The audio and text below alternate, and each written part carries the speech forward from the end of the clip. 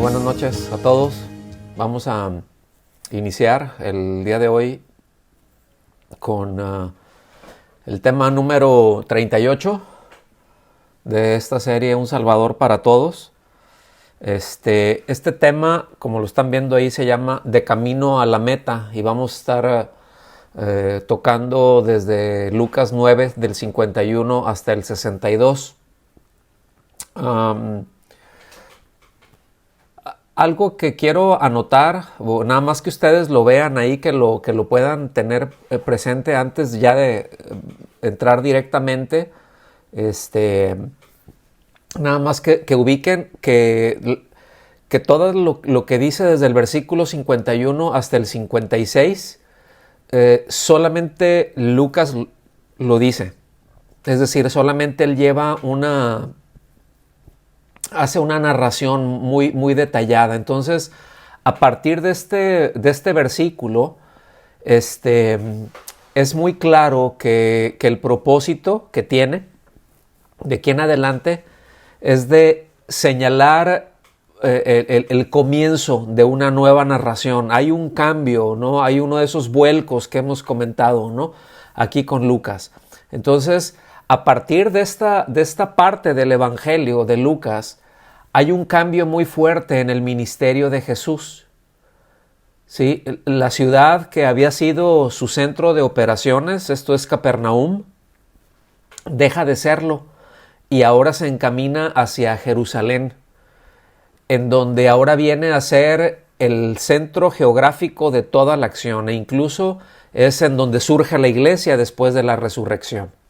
Entonces, Lucas empieza a registrar a partir de aquí como hacer un tipo de bitácora, ¿verdad?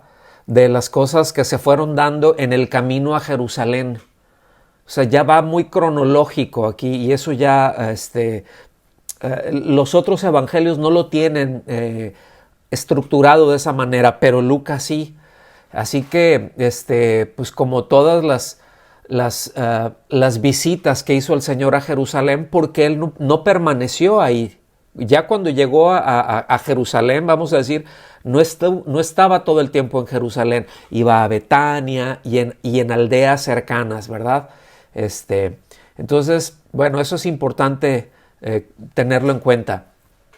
Otra cosa que es importante tener en cuenta es que a partir de aquí, del versículo 51, hasta el capítulo 10, versículo 37, de aquí mismo donde vamos a ir avanzando, todo esto se desarrolla en el territorio de Samaria, ¿sí? Ya en territorio samaritano, vamos a decirlo así, ¿verdad? En aldeas, en lugares pequeños, no tanto en la ciudad de Samaria, pero en las aldeas de Samaria. Entonces, bueno, nada más para recordar así muy rápido, ¿quiénes eran ellos? ¿Quiénes eran los samaritanos?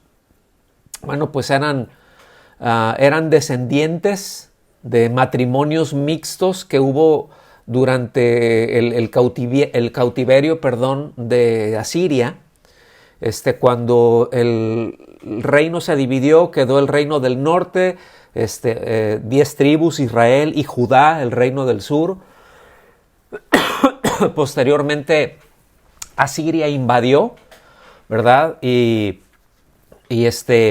derrotó,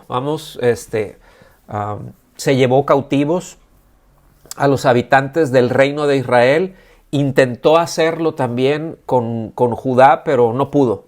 Entonces, hay una lección muy tremenda con eso, pero el punto es que cuando repoblaron los asirios el territorio de Israel, se asentaron en la parte de Samaria y era básicamente gente, repito, que eran matrimonios mixtos, ¿sí? Es decir, gente de las tribus, de las 10 tribus del norte con gentiles, ¿sí?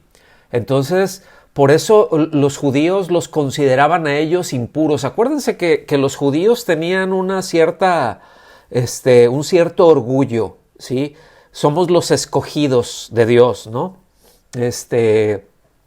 Luego hablaremos de eso, pero el punto es de que los judíos menospreciaban a los samaritanos porque pues los consideraban pues como inferiores, ¿no?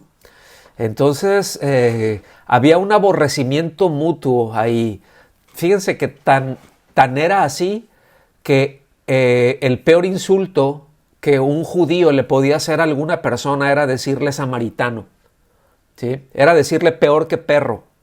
Entonces al Señor se lo dijeron, tú eres samaritano y te estás endemoniado. No, si le dijeron cosas duras al Señor. Entonces, si ubicamos, Jerusalén estaba en el sur, ¿verdad? Capernaum, Galilea, Nazaret estaba en el norte y Samaria estaba en el centro. Justo tenían que pasar por ahí.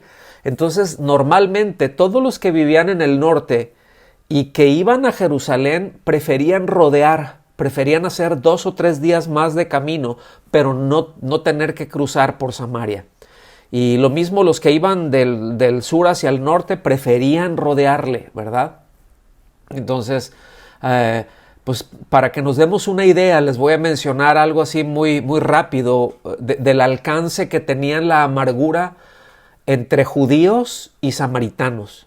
Ahora sí que se daban con todo cuando podían, ¿verdad? Estaba un historiador, el historiador Josefo. Él escribió algunas crónicas. Él era un historiador judío del primer siglo y precisamente uno de sus libros se llama Guerra Judaica o Guerra de los Judíos y el otro se llama Antigüedades. Bueno, en esos dos libros, con mucha frecuencia, él menciona que los judíos, cuando iban los galileos, ¿verdad? Los del norte, cuando iban de camino a Jerusalén para ir a alguna fiesta religiosa, por ejemplo, y que pasaban por Samaria, el asunto, el resentimiento era tan duro, tan implacable, ¿verdad? Que los samaritanos les hacían la vida de cuadritos a todos los peregrinos que pasaban por ahí. O sea, en lugar de ser hospitalarios como era la costumbre, podían ser hospitalarios con cualquier otro, pero no con los judíos, ¿verdad? Y los judíos pues hacían lo mismo. Pero como los judíos eran los que tenían que cruzar, entonces pues los samaritanos siempre les trataban ahí de estar estorbando, ¿verdad? En cualquier forma posible, ¿verdad? Para que no llegaran. Pero también al punto de que había a veces peleas y en muchos casos habían asesinatos, ¿no? Eso es nada más para darnos, eso es pues una pinceladita, nada más para ubicar cómo era el entorno.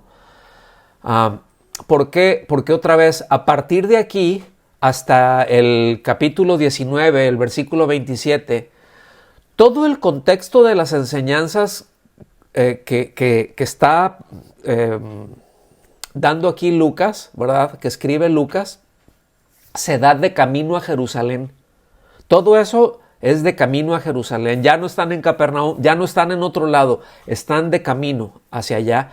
Y en un marco, pónganme atención, porque aquí está la columna vertebral de la enseñanza del Señor durante todo ese trayecto, ¿sí? Es que el Señor les instruye a los discípulos a afianzar su confianza en Él y a sostenerse firmes en sus convicciones. Porque la verdad de las cosas es que es precisamente en la oposición en donde se hacen evidentes nuestras fortalezas y nuestras debilidades. Es decir, es ahí cuando hay conflictos en donde puede salir lo mejor de nosotros o lo peor de nosotros. Siempre existe eso, ¿sí? Cuando estamos en una situación, cuando estamos bajo presión, hay posibilidades de que salga tanto, repito, lo mejor como lo peor. Entonces, pues aquí, precisamente por eso, aquí ya les está instruyendo, van a ser perseguidos, ¿sí? La van a tener difícil, pero afiáncense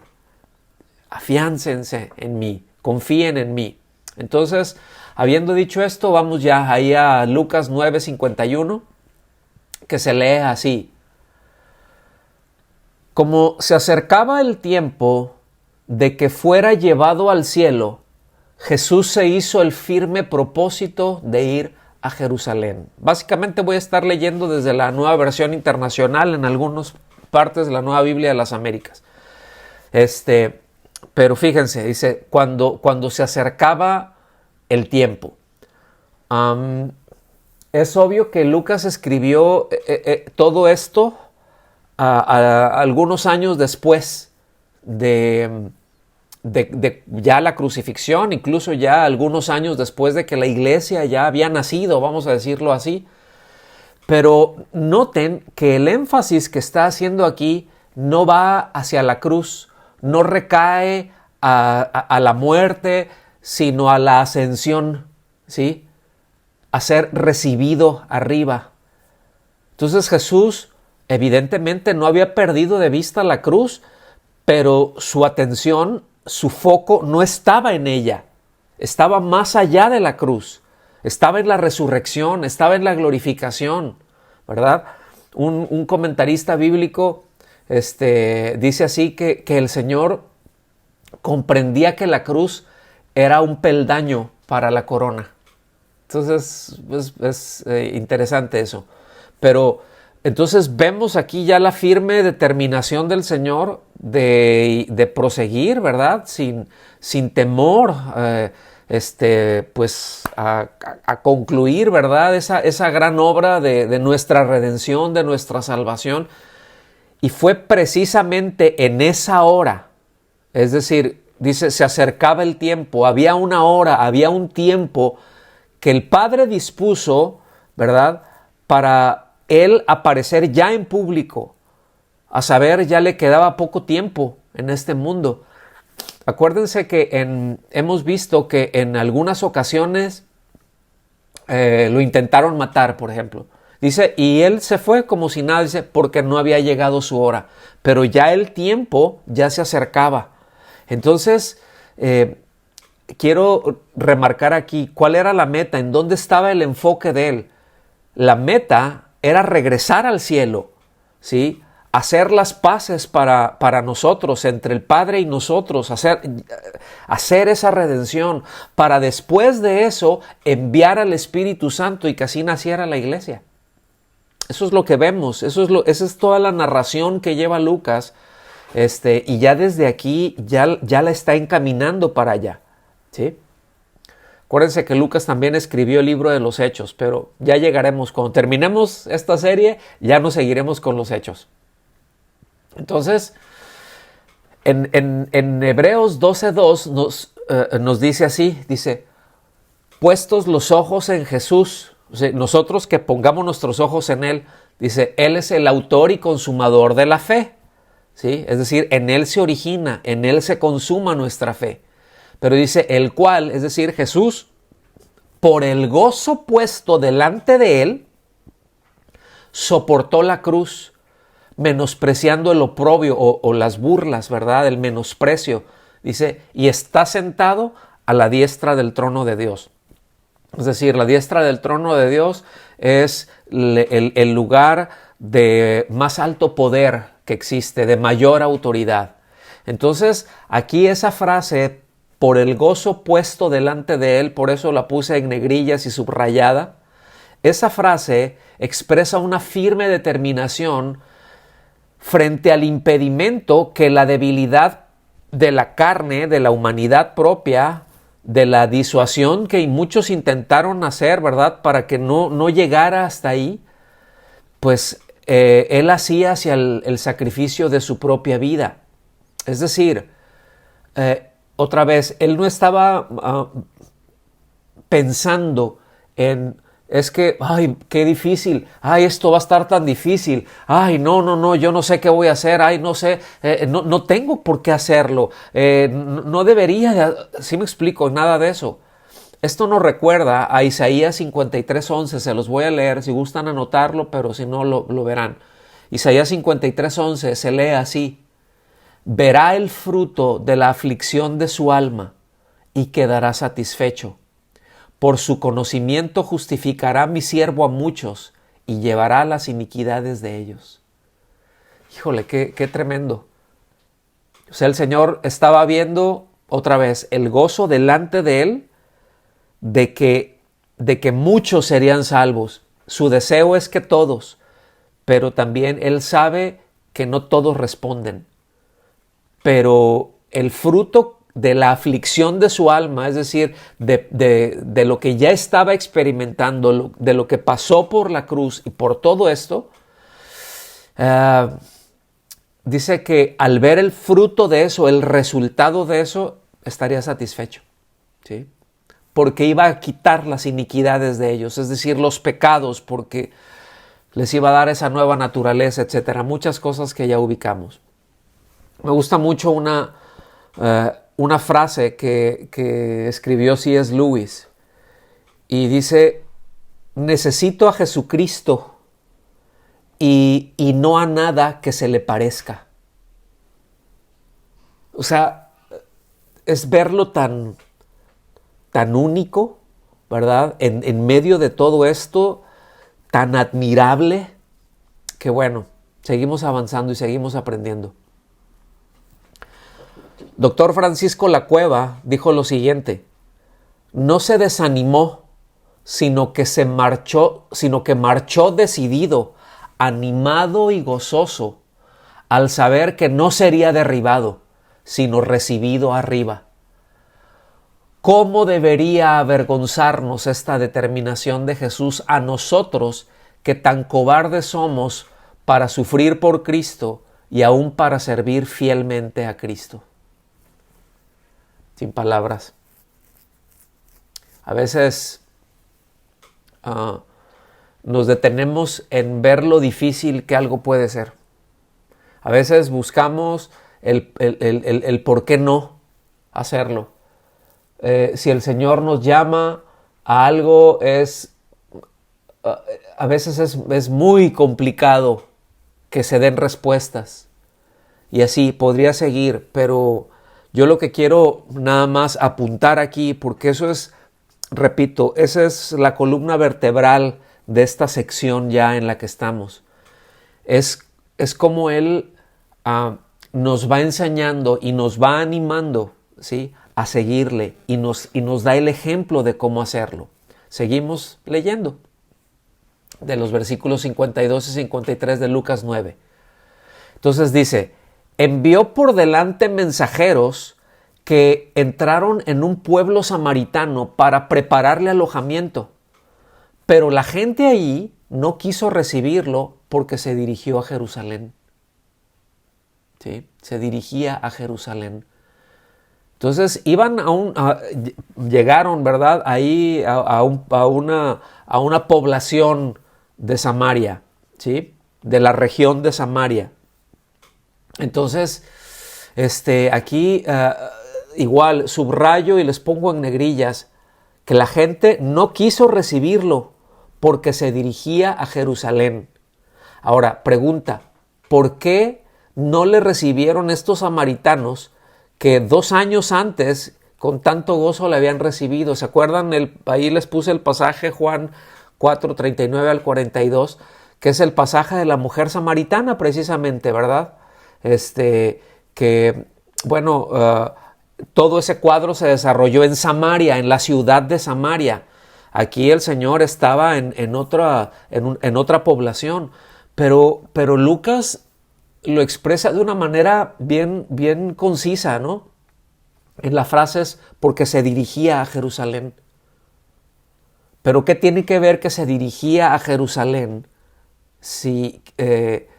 con el hecho de que ellos no hubieran querido recibirlos? Bueno, fíjense, esto para ellos les parecía una ofensa, porque ellos creían que el centro legítimo del culto a Dios era el monte Gerizim y no el monte de Jerusalén, ¿sí? No el monte Moriah, no en Jerusalén, no en donde estaba el templo. Y pues ya se acercaban las fiestas de los judíos, ya se acercaba la Pascua. Y el Señor tenía la intención, ¿verdad?, de pasar de largo, no de quedarse ahí, sino de seguir, ¿verdad? Pues hasta Jerusalén. Y eso es, los samaritanos no les pareció bien eso. Entonces empezaron a haber conflictos ahí, empezó a haber ya un rechazo al Señor. Este fue ya el primer rechazo que tiene en su camino a Jerusalén, ¿sí? Pero nos dice esto, fíjense bien, híjole, es que esto está bien tremendo. Versículo 54. Cuando los discípulos Santiago y Juan vieron esto, ¿qué cosa? De que no lo recibieron. O sea, de que llegaron, bueno, Jesús viene para acá, ¿verdad? Necesitamos un lugar en donde se hospede y bla, bla, bla. No, dijeron, aquí no lo recibimos, no lo queremos aquí, no queremos que esté con nosotros, que se vaya. Entonces, estos dos hermanitos, ¿verdad? Porque si eran hermanos entre ellos, Santiago y Juan, dice, preguntaron, Señor, ¿quieres que hagamos caer fuego del cielo para que los destruya? ¡Ay, híjole! O sea, no nos recibieron, no te reciben a ti, Señor. Si quieres, oramos ahorita para que los achicharre, caiga fuego del cielo y se achicharren estos. Pues, ¿qué se creen? ¿Sí? Miren, este es un evento importante, otra vez, que solamente lo relata Lucas. Y merece la pena detenernos un poquito para ver que hay dos lados. Vamos a decir que hay un lado positivo y hay un lado negativo, aparentemente, ¿sí? Pero esto nos lleva, el propósito de decirlo esto es una reflexión tocante a nosotros, ¿ok? Entonces fíjense bien, ¿no? No lo recibieron, ellos le dicen, Señor, tú dinos, tú nomás dinos, tú quieres que hagamos, que se hagan chicharrón todos estos, aquí lo hacemos ahorita. Entonces vamos para el lado positivo, entre comillas, para los que no están viendo.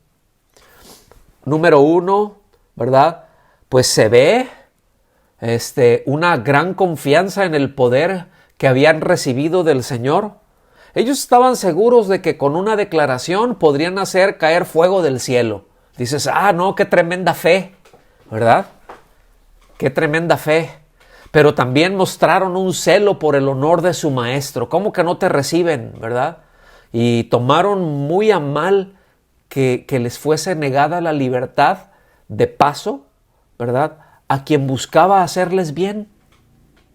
O sea, ¿quiénes se creen ustedes? ¿Verdad? Él, ya saben quién es él, viene a hacer bien y ustedes lo rechazan. Algo está mal con ustedes. Pero también mostraron, entre comillas, una completa sumisión a la voluntad del Señor, porque pidieron consentimiento de Él, ¿sí? No le avisaron, le dijeron, ¿quieres que lo hagamos?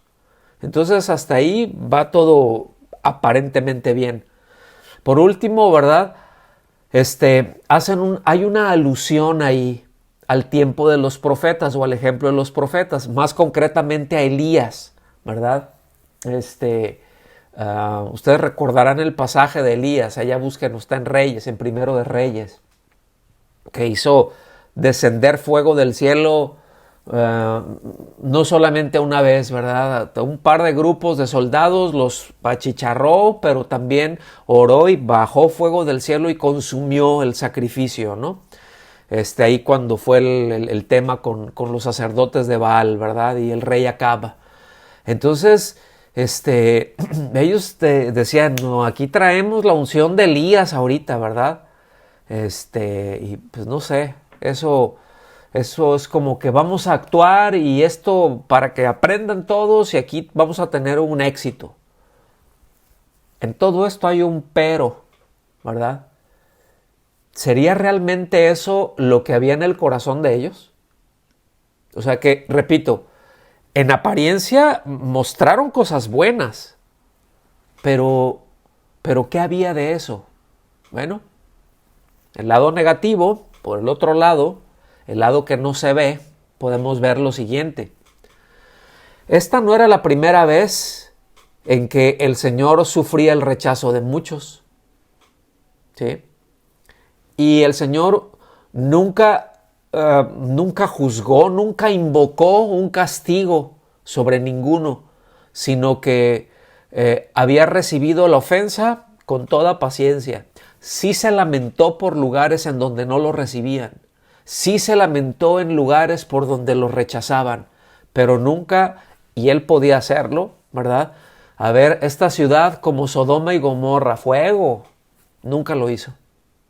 Nunca lo hizo. Otra cosa, quizá fueron solo unos pocos, ahí unas pocas personas de la ciudad, ¿verdad? De la aldea que respondieron de una manera ruda. Pero, ¿y qué si había otras personas? ¿Y qué si había otras personas que lo habrían recibido con agrado? Que si hubieran sabido, habrían salido a recibirlo y lo habrían recibido bien. ¿Sí? Me recuerda también el pasaje con Abraham y Lot, ¿verdad? Cuando, Abraham, te aviso, voy a destruir a Lot. Voy a destruir Sodoma y Gomorra y ahí vive tu sobrino. Así que mándale un WhatsApp para decirle que se salga. Y estuvo intercediendo por Sodoma y Gomorra, Abraham. Y les preguntó, Señor, bueno, ¿y si hay tantos justos, la destruirías? No. ¿Y si hay 10? No. Y si, no. Pero pues nomás estaba Lot, ¿verdad? Y dijo, no, sí, pues ya qué. Entonces, pero este par de hermanitos, o sea, ellos dijeron, agarramos parejo, les damos a todos con el mismo tubo, ¿verdad? No sé si hay buenos, malos, justos, injustos. No te recibieron, fuego con ellos. No pensaron más allá. El Señor sabía lo que estaba haciendo cuando los llamó a Jacobo y a Juan, ¿verdad? Que los llamó hijos del trueno, porque tenían una disposición fiera, eran bravos, ¿sí? Además de que tenían ese típico desagrado judío por los samaritanos y el hecho de que su Señor hubiera sido rechazado por ellos, eso era suficiente para hacerles desear la aniquilación como castigo. Entonces, yo no sé si tenían muy presente la vida de Elías ahí, porque pocos días antes lo habían visto ahí en la transfiguración, ¿se acuerdan? Que estaba Elías con Moisés y con el Señor, y con el Señor ahí al centro, ¿no? Y ellos los vieron, los escucharon, estuvieron ahí, y yo no sé si lo traían esto muy, muy presente. El asunto es de que habían motivaciones bien distintas en Elías cuando hizo lo que hizo, ¿sí? Porque en este caso no era un deseo de honrar a Dios, en este caso era un deseo de revancha por el rechazo que sufrieron. Ay, ay, ay. Ay, ay, ay. A veces cómo nos puede pasar como a ellos, ¿verdad? Les ganó el orgullo. ¿Cómo se atreven estos sucios samaritanos a rechazarnos, a rechazar al Maestro, al Hijo de Dios? ¿Que no saben quiénes son? ¿Que no saben quiénes somos? Y ese tipo de cosas, de detalles, ¿verdad? No era un celo santo lo que ellos tenían. Era venganza, era revancha lo que ellos buscaban. Entonces, a esos que fíjense, ahí en Samaria, a esos que quisieron chamuscar, después nosotros vemos en el libro de los Hechos cómo recibieron el Evangelio y la transformación tan poderosa en aquellos que creyeron. ¿Sí? Entonces, ahorita vamos a ir un poquito más para allá. Seguimos avanzando. Versículos 55 y 56. Pero él, volviéndose, los reprendió, es decir, los encaró. El sentido es que le respondió con severidad. Esa expresión, volviéndose, la utiliza Juan también, ¿verdad? Cuando el Señor dice que volviéndose a la multitud les empezó a decir. Esa expresión es como si los estuvieran caminando detrás de él y hablándole, pero él caminando adelante, y de repente se para y se voltea molesto. ese es el sentido que tiene. No quiere decir que así iba, pero ese es el sentido que tiene. Fue una reprensión severa, los encaró, es ¿cómo, verdad? Así. Y dice, ustedes no saben de qué espíritu son. Una lectura alterna es, ustedes no se dan cuenta de cómo es su corazón. Híjole, yo creo que a veces nosotros nos pasa lo mismo, ¿verdad? Llegamos con el Señor y les decimos y hacemos cosas y perfectamente el Señor nos podría decir, nos podría reprender, ay, ustedes no se dan cuenta de las condiciones que está su corazón. Versículo 56, porque el Hijo del Hombre no ha venido para destruir las almas de los hombres, sino para salvarlas. Y se fueron a otra aldea. Y siguieron caminando, siguieron avanzando, ¿verdad? Entonces, Jesús no había venido a destruir a los pecadores, sino a darles el evangelio, darles una oportunidad de arrepentimiento. Qué bueno es Dios, ¿no? Destruir una aldea de samaritanos por rechazarle, eso no formaba parte de su agenda. Si no, ya hubiera achicharrado al mundo 20 veces. Entonces, no, había venido a predicarles, a anunciarles las buenas nuevas.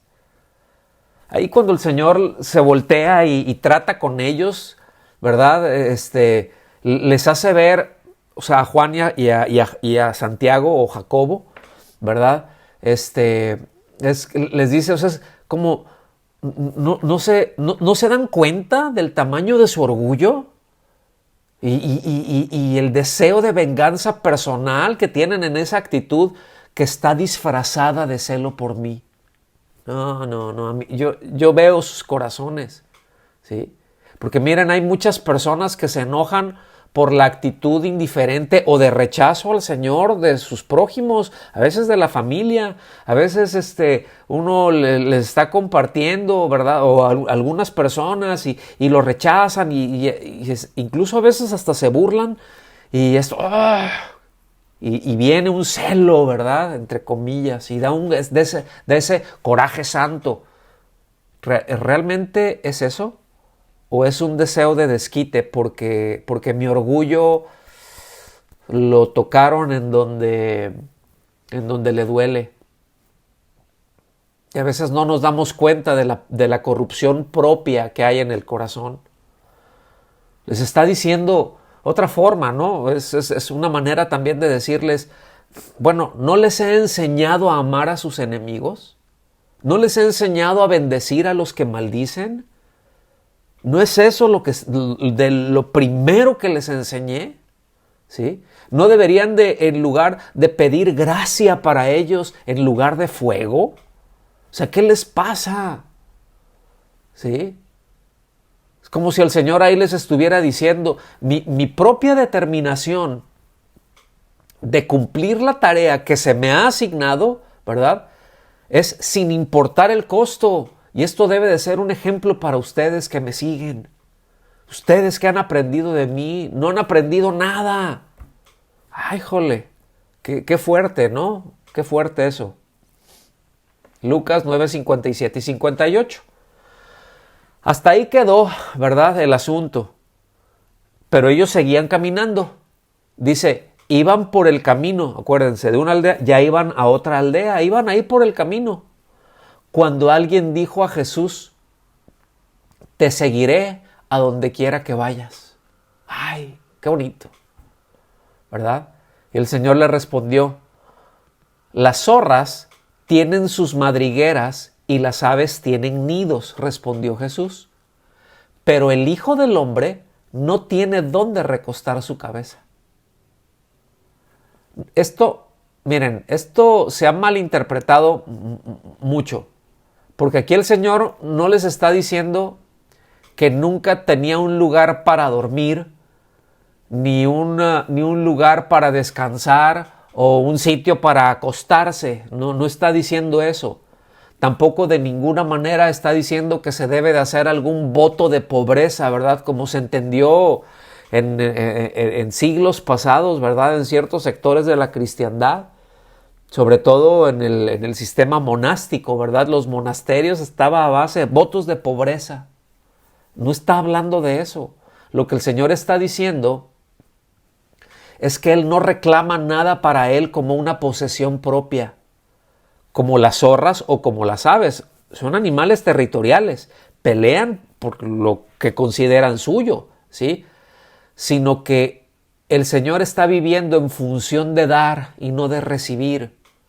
Esa es la enseñanza que les está dando ¿verdad? a esta persona, a este uno, a este alguien que le dijo, yo te voy a seguir a donde vayas. Sí, aquellos ahora sí que aquí mis paisanos te rechazaron, pero yo no, yo te voy a seguir. Entonces, pues, este es el sentido que tiene, ¿sí? No, miren, hablar de pobreza con relación a Dios, se necesitan entender cosas, se necesita entender que en la situación divina, ¿verdad? Es en la que Él ya no puede dar más porque ya lo ha dado todo. Lo repito, no puede dar más porque ya lo ha dado todo. En ese camino iba a dar su vida, pero Él no reclama nada para sí. Entonces, lo que está haciendo aquí está indicando una dependencia absoluta en la provisión del Padre para todas sus necesidades. Es decir, esa es la actitud que debe de tener alguien que sigue a Jesús. El Señor se refiere a su falta de algo, ¿verdad? Propio como una ilustración, como el ejemplo que sus discípulos deben de imitar. Es decir, deben escoger como prioritario lo espiritual en lugar de lo temporal y las riquezas celestiales en vez de los tesoros terrenales. Entonces es evidente que aquí el Señor pudo identificar cuál era el te seguiré a donde quiera que vayas, ¿sí? Entonces, hermanos, lo cierto es de que ese uno, ¿verdad? Ese alguien, pues sí mostró una iniciativa muy buena. Yo te voy a seguir. El Señor no lo llamó. Ojo. Y aquí no tiene nada que ver salvación. Aquí tenía que ver con propósitos. Aquí tenía que ver con servicio. Yo te voy a seguir. Yo te voy a servir. ¡Ay, qué bueno! Pero el Señor te está llamando a eso. Entonces, repito, mostró una iniciativa muy buena, pero en realidad lo que deja ver por la respuesta del Señor es que tenía, es decir, que sus motivaciones, que sus perspectivas eran equivocadas. ¿Sí? Él planeó seguirlo, pero fue desanimado al ver que bueno, aún de sus necesidades básicas no debieran de ser una prioridad para él. Que las necesidades básicas no eran la prioridad de Jesús. ¿Sí? Y no es de que esté diciendo, no debes de tener una casa, no debes de tener esto. No está diciendo eso, porque Pedro tenía una casa, porque Juan tenían casa. ¿Sí? Muchos tenían casas, pero no vivían para eso. ¿Sí? No esperaban, no debían de esperar nada de eso en el ministerio. Esto es difícil, pero ahí está. Hay que tratarlo. A veces somos muy ligeros en los compromisos que pretendemos tomar para con el Señor. Es fácil hacer una entrega superficial. Miren, es fácil emocionarse. Es fácil en algún momento, puede ser en alguna reunión, vengo con mi corazón más sensible, el Señor habla a mi vida, habla a mi corazón, y ahí en ese momento yo, sí, Señor, todo, ¿verdad? Pero no he considerado cosas. Es decir, repito, es fácil hacer una entrega superficial, pero cuando hay una entrega superficial, ¿sí? Por lo general detrás siempre hay un motivo egoísta. Aquí el Señor aclara que cualquiera que quisiera seguirle por logros terrenales va a quedar muy decepcionado, va a quedar muy desilusionado. Por eso se lo hace saber. El Señor nunca engaña a nadie, ¿eh? Nadie puede decir, no, a mí Dios me engañó, a mí me hizo esperar, no, yo le estuve pidiendo, yo estuve así y él ya no contestó. El Señor no defrauda a nadie. ¿Sí? El Señor no defrauda a nadie. Métanselo eso en la cabeza y en el corazón, por favor. Versículo 59 al 60. A otro le dijo, sígueme. Él contestó, fíjense, al anterior le dijo, yo te voy a seguir. Y, ¿verdad? Lo batió. Y le dijo, no vas a poder. Pero al ratito siguen caminando, ¿verdad? De los que estaban por ahí, ven, y a ese le dice, hey tú, ven, sígueme. Dice, él contestó, es decir, al que le dijo, sígueme, contestó, Señor, primero déjame ir a enterrar a mi padre. Y el Señor dice, deja que los muertos entierren a sus muertos, pero tú ve y proclama el reino de Dios, respondió Jesús. Es decir, le dice, sígueme. Este hombre planeó obedecer al llamado, pero quería hacer otra cosa primero. Ahorita vamos a ver qué es. Jesús le indicó que su llamamiento en ese momento era más importante que cualquier otra cosa. Cuando nos dice que déjame ir a enterrar a mi padre, no es de que estuvieran en el velorio, no es de que estaban velando al papá y me voy a ir. No. Lo que ese hombre, esa expresión, déjame que entierre a mi padre, ¿sí? Era, deja que mi padre se muera para entonces yo recibir la herencia, ¿sí? Para yo recibir los bienes que me corresponden, entonces ya te sigo, mira, va a haber dinero también ahí para el ministerio, pero yo tengo que asegurar primero, pues lo mío, ¿no? O sea, yo tengo que primero asegurar mi futuro. ¿Se fijan? Está rechazando, no la salvación, está rechazando el llamado a servir a causa de otras cosas. Espero que vaya quedando claro esto. Lo que se quiere dar a entender es que proclamar el reino de Dios era tan importante, y lo es, y sigue siendo tan importante, que no podía esperar. Eso fue lo que el Señor le hizo ver. Deja que los muertos entierren a los muertos. O sea, tú ven y proclama. O sea, no hay tiempo que perder. ¿Sí? Esto no puede esperar. Dice, por supuesto, si ese hombre hubiera seguido a Jesús, se habría producido un gran escándalo en su comunidad, ahí en su familia hubiera habido un alboroto. ¿Cómo? ¿Verdad? Un discípulo debe entregarse en forma total. Uno no puede ser un discípulo al 50-50 o 80-20 o 90-10. No es aceptable. El Señor no acepta eso. Versículos 61 y 62 dice, otro afirmó, te seguiré, Señor. Sí, ¿verdad? Otro estaba escuchando ahí, dice, no, yo te voy a seguir. Dice, pero primero deja despedirme de mi familia. Jesús respondió, nadie que mire atrás después de poner la mano en el arado es apto para el reino de Dios. Miren, esto es una pena, pero lamentablemente es muy común añorar cosas que están atrás. Yo he escuchado muchas veces a gente decir, uy, yo estaba mejor antes. O siendo creyentes, anhelar cosas de las que el Señor nos rescató. Desear cosas que el Señor, de las cuales el Señor nos liberó. Preferir personas que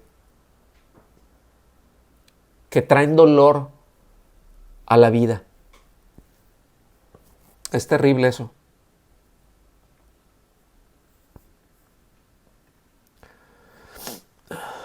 Este hombre se ofrecía voluntariamente para el servicio también, ¿verdad?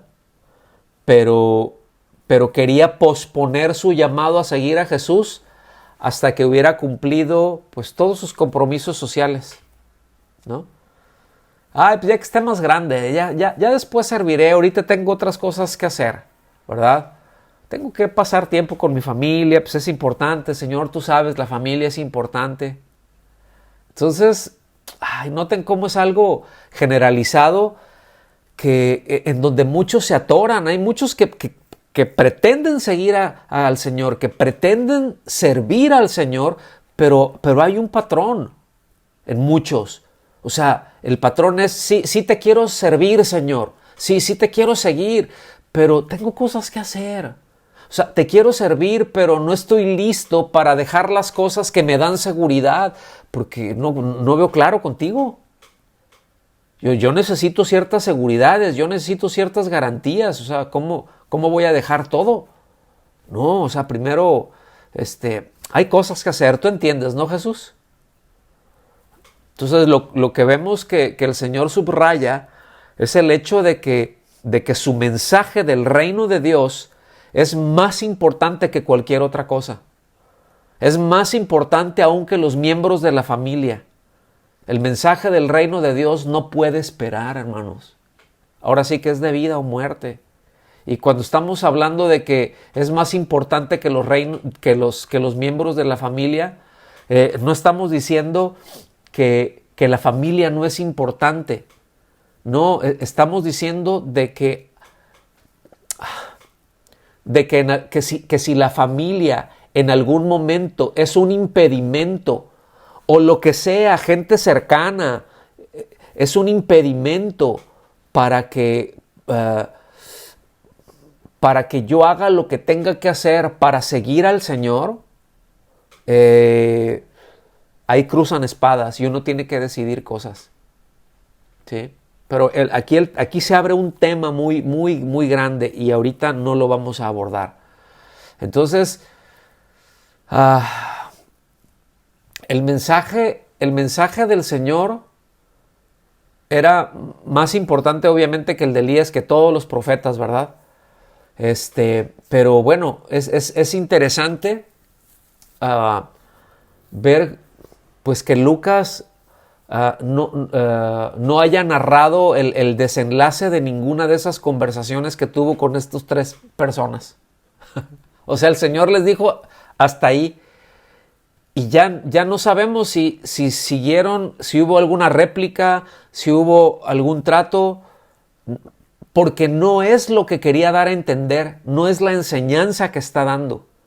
Lucas deja perfectamente claro, inspirado por el Espíritu Santo, qué es lo que tenía que enseñarse. Entonces, vámonos para la conclusión. La primera. Final. Cuidemos. La enseñanza es esta. Cuidemos que nuestros afectos no estén anclados en cosas que no estemos dispuestos a soltar para seguir al Señor y servirle. De otra manera, no seremos más que simpatizantes, pero no discípulos. Yo quiero hacer una aclaración. Aquí yo no estoy hablando de salvación. Cuando uno ha puesto su confianza en Él, gloria a Dios, ¿verdad? El Señor nos guarda. Pero aquí estamos hablando de otra cosa. Aquí estamos hablando del seguimiento personal a Cristo. Aquí está habiendo un llamamiento no a salvación. Todos estos llamamientos que vemos no son llamamientos a salvación. Otra vez son llamamientos a propósito, son llamamientos a servicio, ¿sí? Son llamamientos a encomienda. A algunos llama y a algunos no para eso. Y eso yo sé que me abre la puerta para otros temas, ¿verdad? Pero los tocaremos en su momento más adelante. Entonces, otra vez, ¿verdad? Que cuidar de nuestro corazón, que no esté aferrado, que no esté agarrado, que no esté anclado a algo que no estamos dispuestos a soltar. Y esto hay que ir a nuestra vida, hay que ir a revisar nuestro corazón, qué estoy dispuesto o qué no estoy dispuesto a soltar, ¿sí? Y si el Señor me pide que deje esto, si el Señor me pide que suelto esto, ¿qué voy a hacer si Él lo hace? ¿Ok? Entonces, aprendamos de nuestro Señor y Salvador la necesidad de afirmar nuestro rostro para ir, ¿sí? El de Él afirmó su rostro para subir a Jerusalén. O sea, tomó la determinación y estuvo firme. Entonces nosotros de tomar esas determinaciones, de seguirle, de servirle, sabiendo que en algún momento, en algún punto de nuestra vida, vamos a padecer rechazo.